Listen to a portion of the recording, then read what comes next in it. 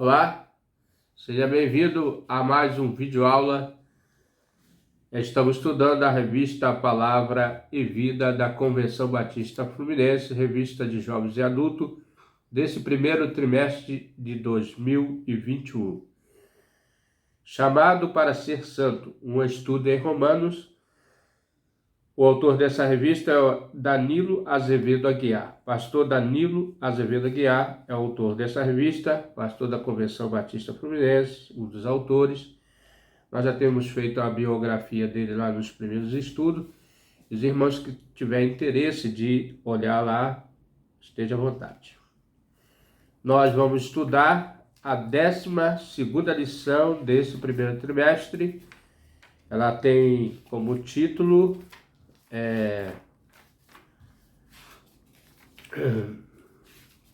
Conselhos Práticos, segunda parte, né? Nós demos a primeira parte. E o texto básico dessa revista é o capítulo 13 a 15. Capítulo 13 a 15. Aqui é capítulo, não é versículo, né?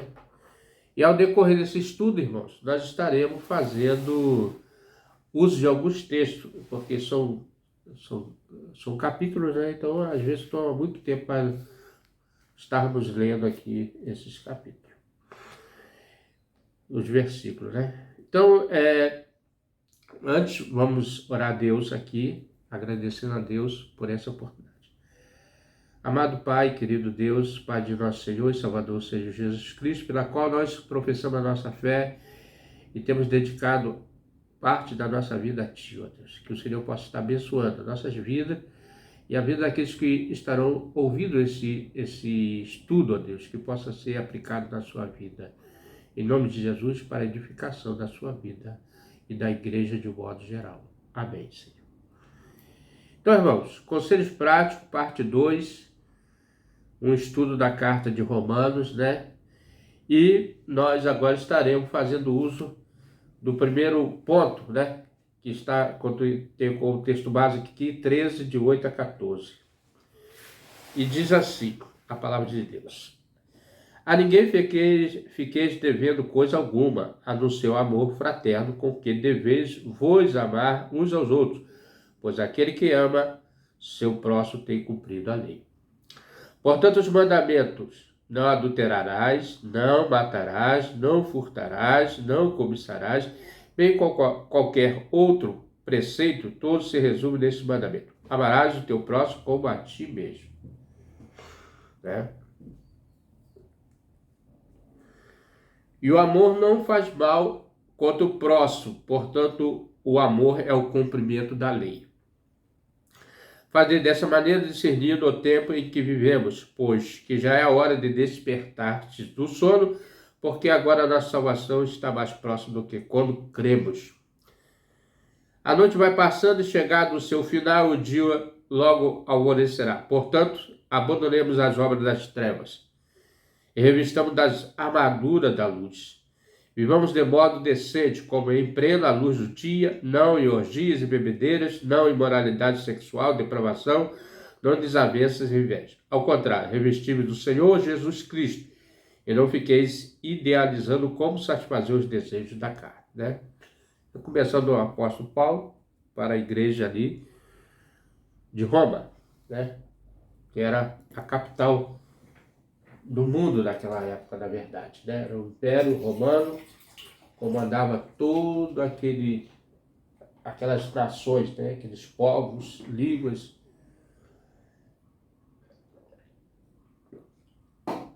Então, irmãos, diz assim o autor, comentarista.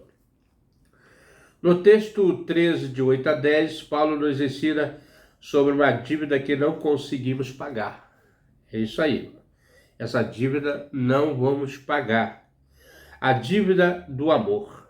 O discípulo de Jesus sempre estará atento ao próximo, pois o amor cristão é abandonar-se de si pelo outro. Então, coloca um abandono aqui de si, entregar-se pelo outro, que foi o cumprimento de Jesus. Por isso, toda a lei é cumprida no amor, né? O cumprimento vem do grego preroma, palavra que tem alguns significados como encher, preencher e tornar pleno, né? Então o amor, ele enche, ele preenche, ele se torna pleno, razão pela qual os mandamentos se tornam plenos na prática do amor. Quem ama não deseja nem pratica o mal contra o próximo. Gálatas, as cartas aos Gálatas, tá, 5,14. 5,14. Toda a lei se resume num só mandamento, a saber, amarás o teu próximo como a ti mesmo, né? Outras pessoas querem obedecer à lei. Então, se você ama o teu próximo e você está amando a Deus, então você está cumprindo toda a lei, né? Mateus, por quê? Quem ama, irmão, eu já disse aqui, não adultera, não rouba, não mata, porque tem amor, né? É muito sábio o ensinamento de Cristo. Mateus, aqui Evangelho de Mateus 22, 35 a 40. Um deles, juiz perito na lei, formulou uma questão para submeter Jesus à prova. Mestre, qual é o maior mandamento da lei? E asseverou-lhes Jesus: amarás o Senhor teu Deus de todo o teu coração, de toda a tua alma e com toda a tua inteligência. Este é o primeiro e maior dos mandamentos. O segundo, semelhante a este, é: amarás o teu próximo como a ti mesmo. A esses dois mandamentos estão sujeitos toda a lei e os profetas. Então, Jesus praticamente ele resume tudo isso aí em dois mandamentos principais, que é amar a Deus. Quem ama a Deus não aborrece seu irmão, não faz mal ao seu irmão, não condena seu irmão. Pelo contrário, ele ama, né? Como Cristo nos amou. E, semelhante a esse, é o segundo, que é amar o próximo. Então, uma coisa está vinculada à outra, né? E Romanos 13,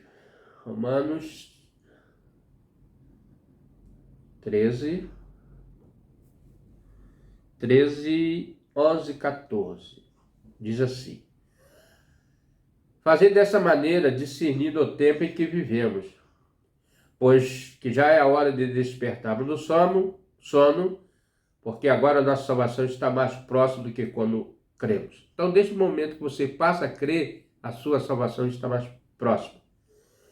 A noite vai passando e é chegado o seu final, e o dia logo alvorecerá. Portanto, abandonemos as obras das trevas, revistamos da armadura da luz, né? Ele faz a comparação noite, trevas, luz, né? Vivemos de modo decente, com bem plena luz do dia, não em orgia, bebedeira, imoralidade sexual, depravação, não desavenças e inveja. Ao contrário, revestimos do Senhor Jesus e não fiqueis idealizando como satisfazer os desejos da carne. Então, praticamente, ele dá uma instrução aqui, como devemos andar na luz de dia, não em bebedeira, não em orgias, tudo aqui que contamina o homem, né? O apóstolo afirma que devemos fazer isso, ou seja, devemos amar, compreendendo o tempo e a oportunidade. E nós sabemos que a oportunidade é agora. Kairos, que é o agora, né? Então, o dia da salvação não é ontem nem depois, é agora, nesse instante. Paulo, de fato, compreende que o tempo é um grande desafio para o ser humano, ainda mais quando temos a consciência de que nossa salvação está mais perto do que antes. Então, agora nós temos consciência disso.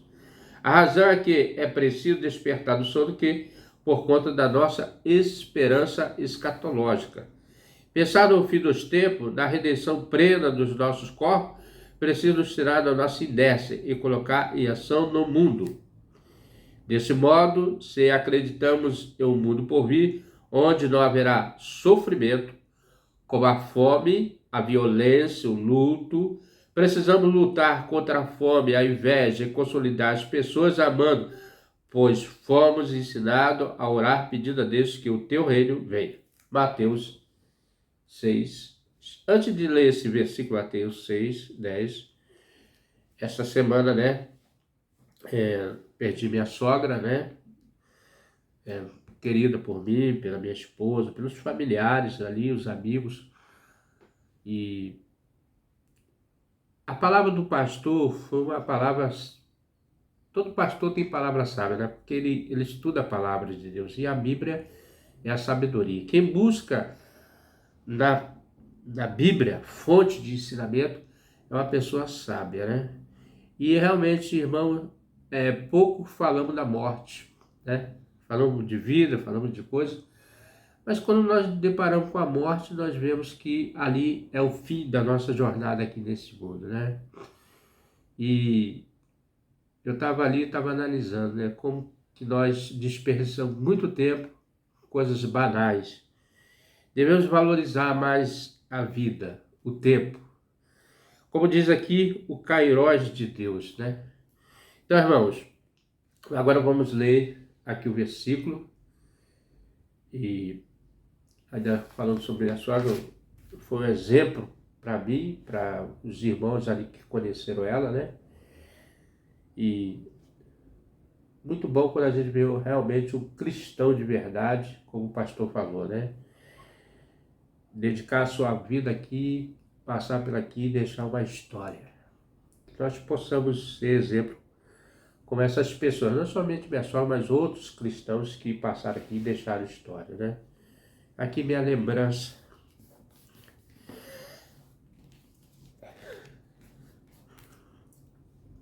Perdoe, irmãos. Para minha sogra. Vamos aqui, o versículo Mateus 6, 10, né? E diz assim: nós almejamos o reino do céu, né? E diz assim: venha o teu reino, seja feita a tua vontade, assim como no céu, assim como na terra e no céu. Esse é o desejo de um cristão, que se estabeleça o reino de Deus, tanto na terra como no céu, né? Se entregar à prática do amor, também significa não se oferecer às atividades que, de alguma forma, macule o nosso próximo e a nós mesmos. Entregar a prática do amor também significa não se oferecer às atividades que, de alguma forma, macule o nosso próximo e a nós mesmos, né? Por isso, Paulo nos exorta a sermos pessoas que não dão às obras das trevas, como orgias, bebedice, imoralidade sexual, dissoluções, vícios, depravações, prazeres tolos, contendas e ciúme. Então, irmão, todas essas práticas aqui são da carne, né? Prática da carne. A carne, ela tem a tendência dela é denegrir o homem, porque o homem está na carne.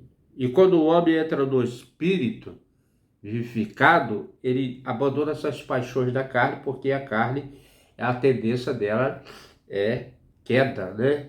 Mas do espírito é vida, e vida em abundância. Todos esses pecados nos atingem, mas também acerta as pessoas que nos cercam, né? Então esses outros pecados aqui, irmão, fazem com que as pessoas primeiro, né, se escarneçam, né? Outras ficam blasfemando, né? Quando vê um cristão cair, diz assim: mas ele não era crente, não era cristão. Então, a condenação, o mundo sempre tem a palavra de condenação, não de libertação, né? Então, devemos permanecer na vontade do Senhor. A proposta do texto é que andemos como a armadura de Deus. Então, nós sabemos que é a armadura de Deus. Uma armadura, um soldado romano, ele usava umas armaduras, capacete, couraça e outras coisas, espada, escudo, né? Para se proteger dos inimigos. E Paulo usa essa linguagem, né, de um soldado romano. E ele fala aqui, né, que andemos com a armadura da luz, ou seja, na prática do amor, sobre o tema da luz e trevas que se escreve o apóstolo, afirmando que amar é andar na luz, enquanto não amar Enquanto não amar, é andar nas trevas. Então nós vamos ver aqui, primeira carta de João. Primeira carta de João. E depois segunda. Primeira carta de João, capítulo 2, de 8 a 11. 3 vezes, 4 versículos, né? Todavia, o que vos escrevo um mandamento novo, o qual é verdadeiro nele e em vós, pois as trevas estão se dissipando e já brilha a verdadeira luz. Quando a pessoa aceita Cristo, ele vem de um mundo de trevas, né? Mas agora, quando ele aceita Cristo e começa a praticar as coisas de Cristo, o que é verdadeiro nele e as trevas vão se afastando, porque ele agora brilha a luz, né? Aquela pessoa que diz estar na luz, mas odeia seu irmão, continua a vagar sobre as trevas. Olha só. Quem ama seu irmão permanece na luz, e nele não existe motivo de tropeço. No entanto, quem odeia seu irmão está nas trevas e vaga pela escuridão.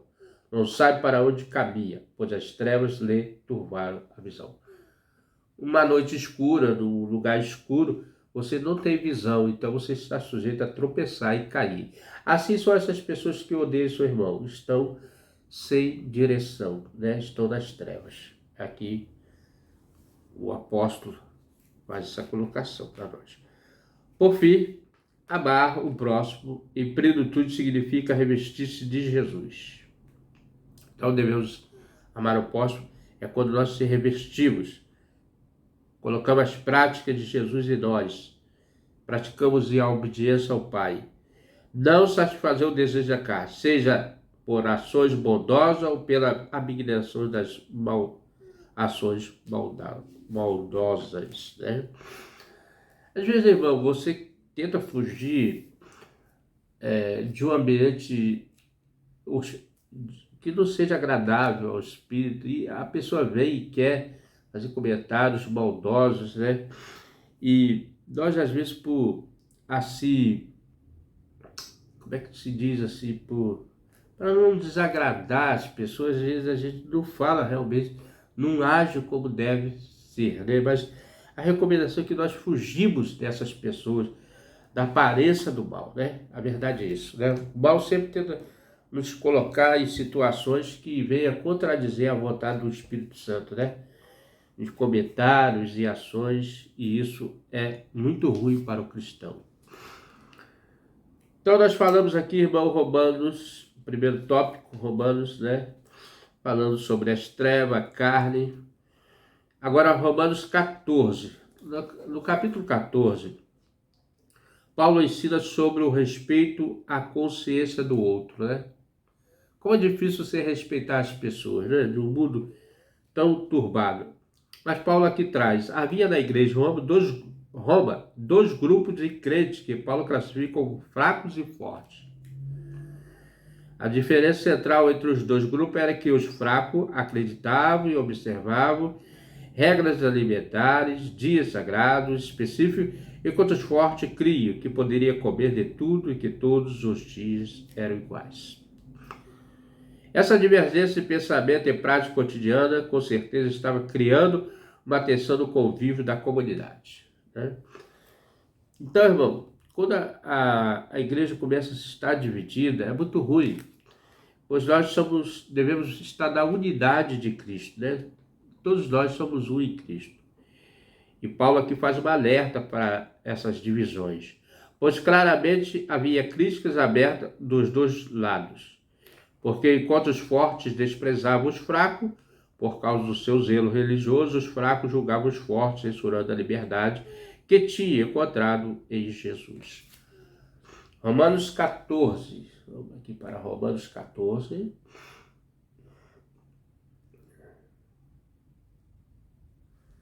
(14, 3 e 4). Aquele que come de tudo não deve menosprezar o que não come, e quem não come de tudo não deve condenar que come, pois Deus o aceitou. Quem és tu que julga o servo alheio? É para o seu Senhor que ele está em pé ou cai. Permanecerá em pé, portanto o Senhor é capaz de o sustentar. Então quem sustenta a igreja, quem sustenta o irmão é Cristo. E ele faz a advertência aqui para que nos julguemos como o irmão, né? Diante de tudo isso, Paulo pede aos irmãos que respeitem o ponto de vista de um dos outros, né?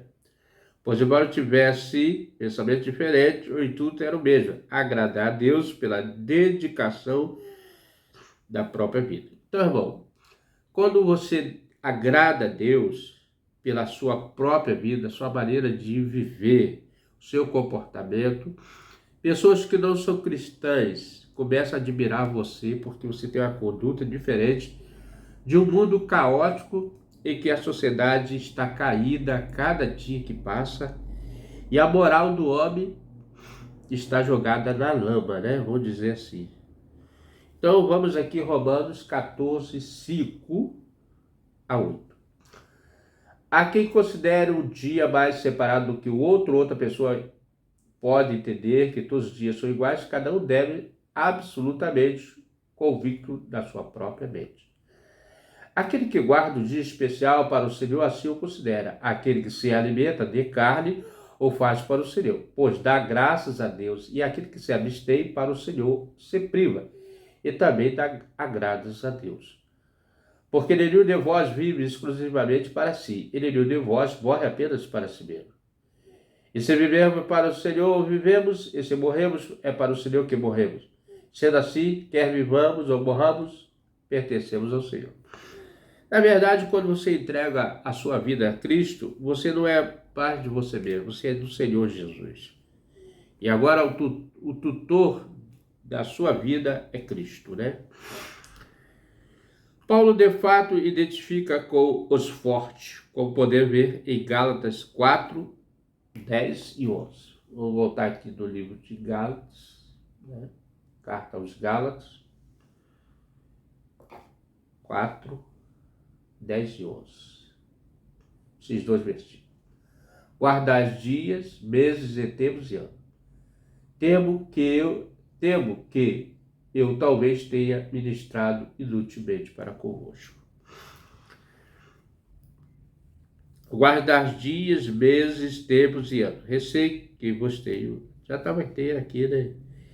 E Colossenses 2, vamos ler também. E ninguém, pois, vos julgue por causa da comida. Já está aqui, né? Na revista.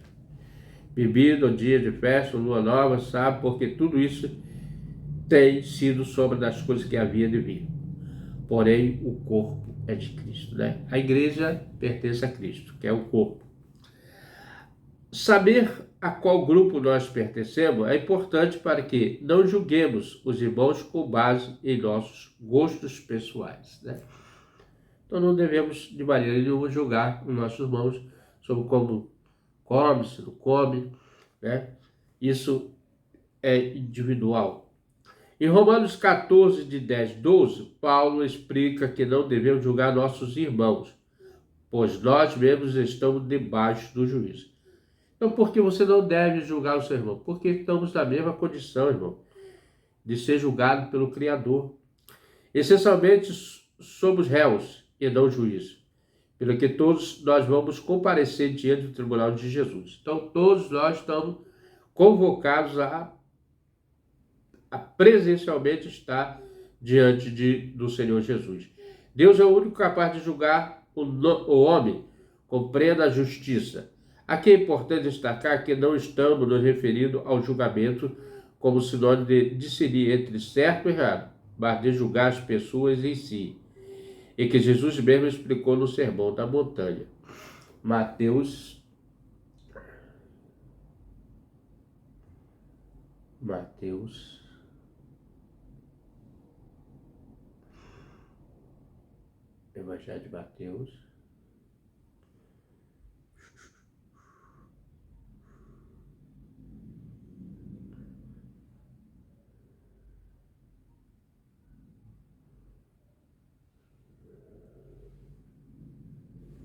7.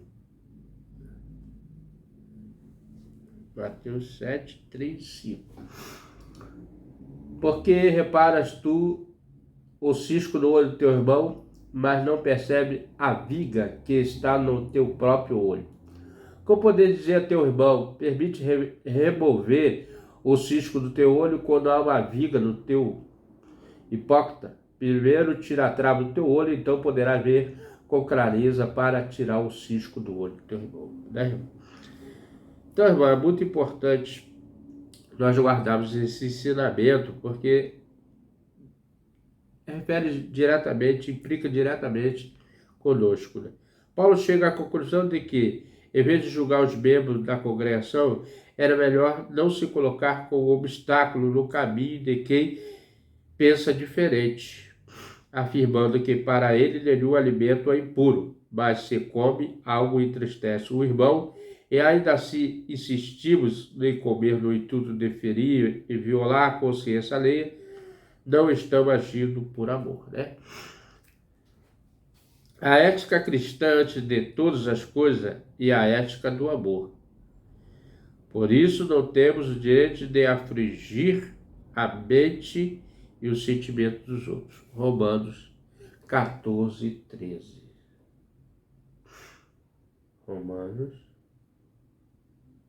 14, 13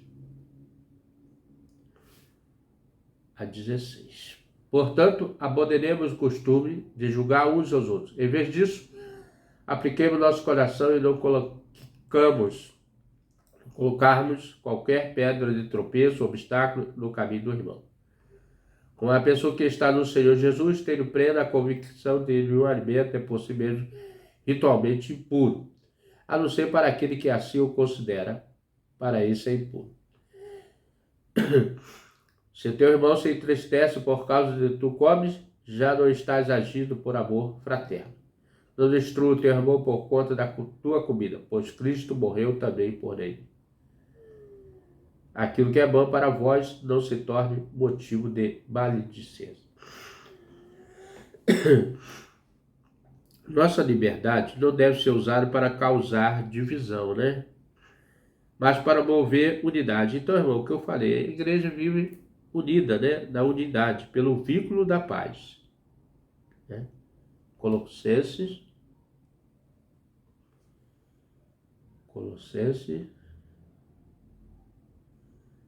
3, 14. Acima de tudo, entanto, revestível do amor que é o da perfeição.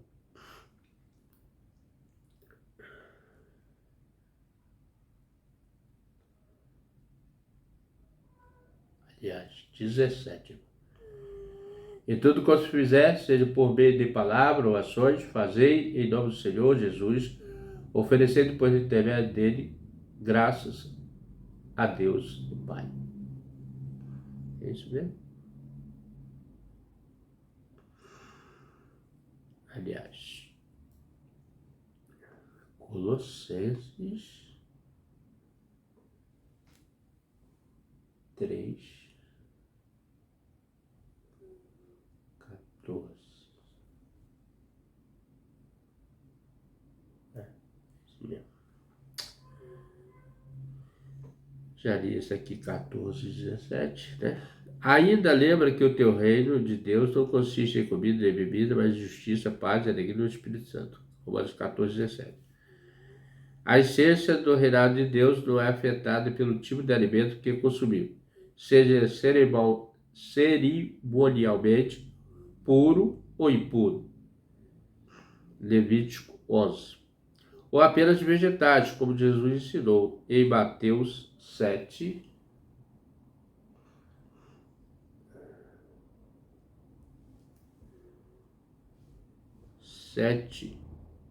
1 a 23. Isso aí aqui é muito. Não é o que entra pela boca do homem que contamina, mas o que está em seu coração. Por isso, o reino de Deus consiste na justiça alcançada por Jesus, que ressuscitou da paz que temos com Deus, né?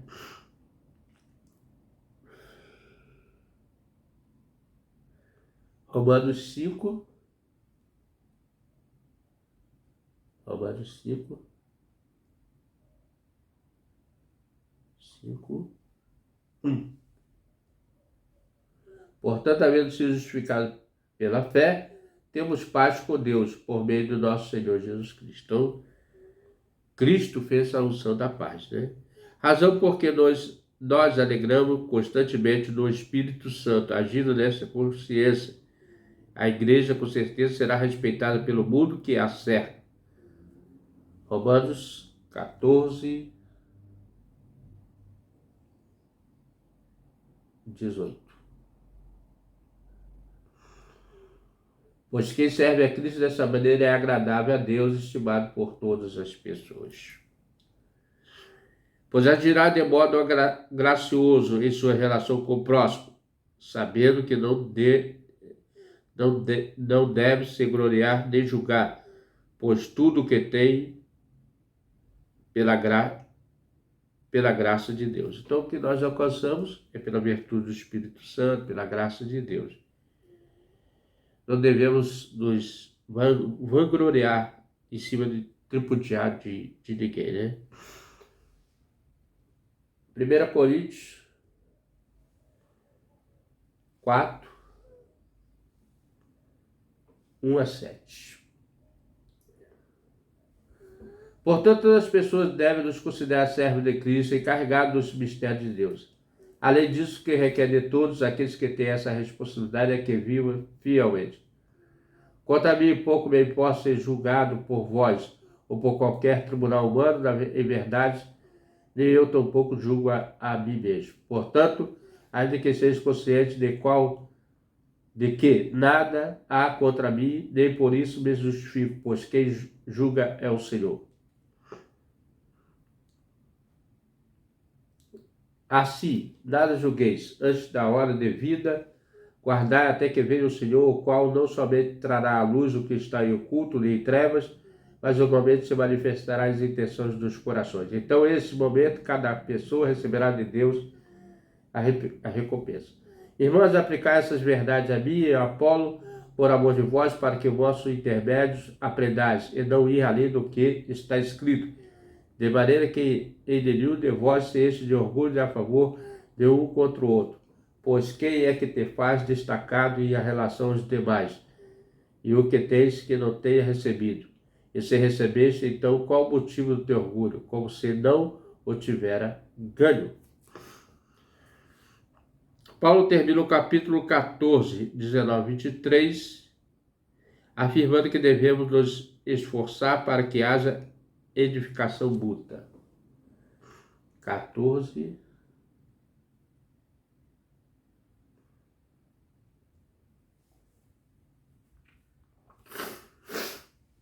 14,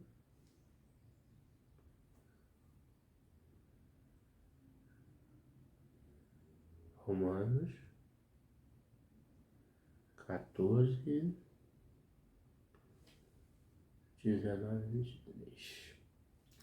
Por isso esforcemos de promover tudo quanto conduz à paz e ao aperfeiçoamento mútuo. Não destrua a obra de Deus por causa da comida. Na verdade, todo alimento é puro, mas se torna um mal se alguém vir nisso um motivo de escândalo. É melhor que não comer carne, nem beber vinho, nem fazer qualquer outra coisa que leve o irmão a tropeçar. Assim, seja qual for a tua doutrina a respeito desse assunto, guarda com convicção entre ti mesmo a Deus. Bem-aventurado aquele que não se condena naquilo que aprova. Todavia, aquele que tem dúvida é condenado a se comer, pois não come com fé, e tudo que não provém da fé é pecado, né, irmão? Então, a recomendação de Paulo é que devemos fazer tudo para que não escandalize o nosso irmão, o próximo, porque ele ainda não tem entendimento da fé, né? E isso pode ser fraqueza para ele. Ainda que devemos nos esforçar para que haja edificação mútua, para isso não devemos nos perder em assunto que não promova o crescimento da congregação. Razão porque não devemos destruir a obra de Deus por conta de nossas divergências, né, irmão? Paulo está tratando das questões alimentares, de dias considerados sagrados, tema que causa divisão da comunidade da sua época. Hoje devemos ficar atentos ao que causa divisão das igrejas em nossos dias, pois a igreja que não promove unidade e amor compromete o testemunho do Evangelho. Né? João 13, Evangelho de João 13.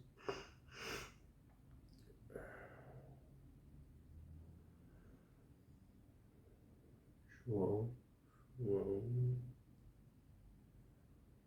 13, 35. Através deste testemunho, todos reconhecerão que sois meus discípulos, se tiverdes amor uns pelos outros, né? Amor, né, irmão? Uma palavra pequena, mas com grande significado. O amor. O amor é a base do cristão, né? É o lema do cristão. Amar o próximo como a ti mesmo. E você, como igreja, nós como igreja, como corpo de Cristo, devemos ser exemplo para esse mundo, para que veja que realmente nós somos unidos em Cristo, né? E essa palavra que transforma o mundo, né? O amor. Só o amor é capaz de transformar o mundo. É quem ama, não odeia seu irmão, não faz mal ao seu irmão, não odeia o próximo. E hoje o que mais se precisa de um mundo em queda, né?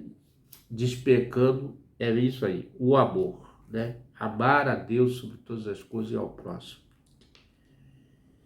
Terceiro ponto, tem como base capítulo 15 de Romanos,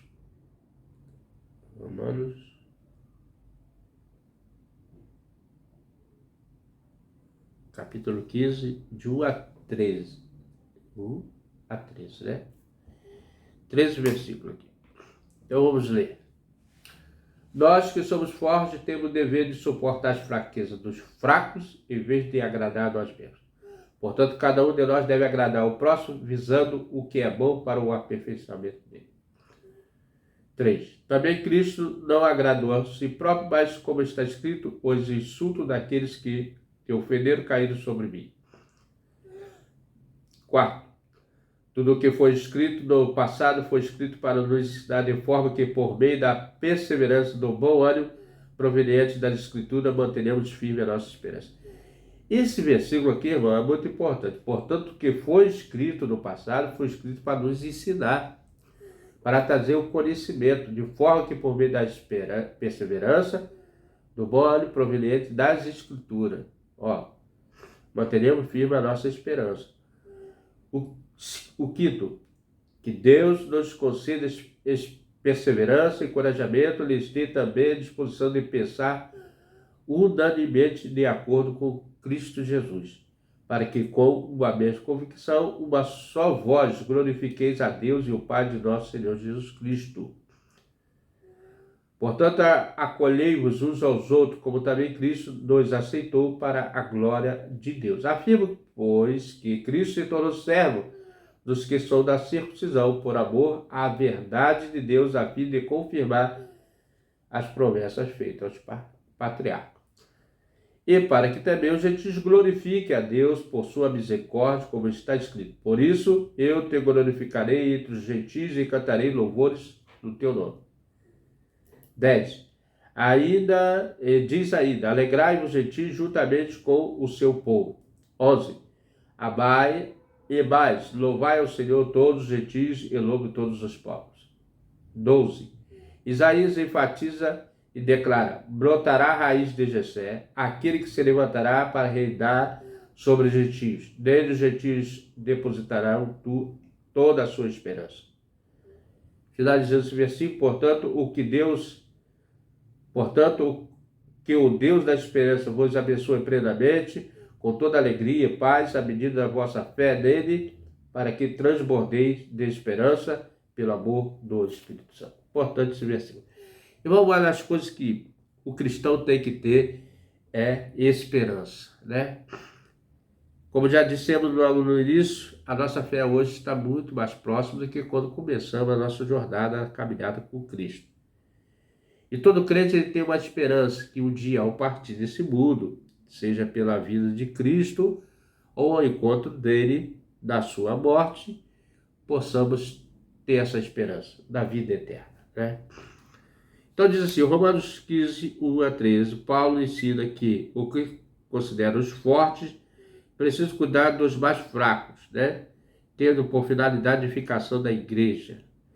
Então quando se faz isso, quando cuidamos uns dos outros, pensamos na unidade da igreja, no amor fraternal, realmente quando nós vivemos como cristãos, amando uns aos outros, o maior exemplo do cuidado que temos em nossa fé é o Senhor Jesus, o nosso Senhor, que não se agradou a fim de nos dar a salvação. Aceitar os outros em suas diferenças é repetir a ação de Jesus, que nos aceita apesar de sermos quem somos, né?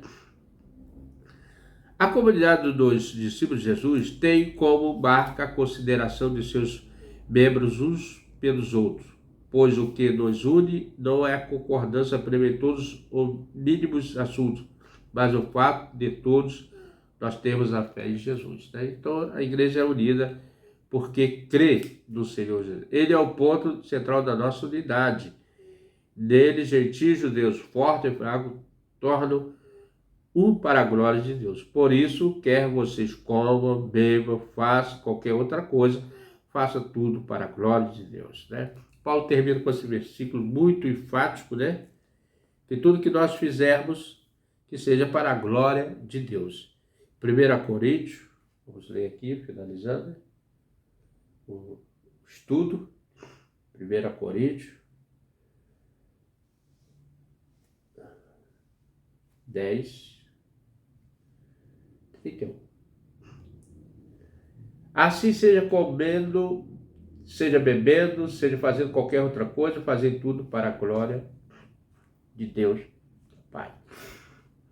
Então, irmãos, chegamos mais ao final de um estudo, né? Conselhos práticos, parte 2. Paulo está dando esses conselhos para a igreja. Paulo foi um exemplo de servo, né? De obreiro que trouxe instrução para a igreja. A maioria das instruções nós vemos que foi Paulo, pelo seu conhecimento, pelo seu preparo, que Deus preparou ele antes também, né? Vamos dizer assim. E a partir do momento que ele se converteu a Cristo, aquelas ferramentas que ele tinha, mais a unção do Espírito Santo, a sabedoria do Espírito Santo, Paulo, pois, pôde fazer a sua obra, né? Trazer esses conselhos práticos. Nós estudamos o Conselho Prático 1, Conselho Prático 2, que fala sobre gentios judeus, práticas de cerimônias. Então, que os irmãos possam guardar esse estudo no coração. Vamos orar, vamos agradecer a Deus. Eu agradeço imensamente os irmãos que estão aí acompanhando. Irmão, eu estou tendo dificuldade de fazer alguns vídeos na semana. Essa semana, então, foi uma semana conturbada. Mas Deus vai abrir as portas e nós vamos fazer a obra do jeito que Ele quer, com perfeição, tá bom? Vamos orar? Ó Deus maravilhoso, Deus santo e puro, tremendo é o Senhor. Nunca houve, jamais haverá um Deus maravilhoso como o Senhor. É dessa fé, dessa esperança, Senhor, dessa razão que nós temos em Ti, Senhor, pelo que o Senhor nos implantou no nosso coração, a essência do amor, da justiça, da graça, da bondade do Espírito Santo. Obrigado, Deus, por mais um estudo. Obrigado por mais uma oportunidade de estar te servindo através do evangelismo, do estudo sistemático da sua palavra. Obrigado, Deus. Ensina-nos a cada dia a dar na sua presença. É o meu desejo, é o nosso desejo, em nome de Jesus. Meu amigo, meu irmão, estamos chegando a mais um estudo. Se você tem gostado desse estudo, venha conosco. Até o próximo estudo, se o Senhor, bom Deus, nos permitir. Amém?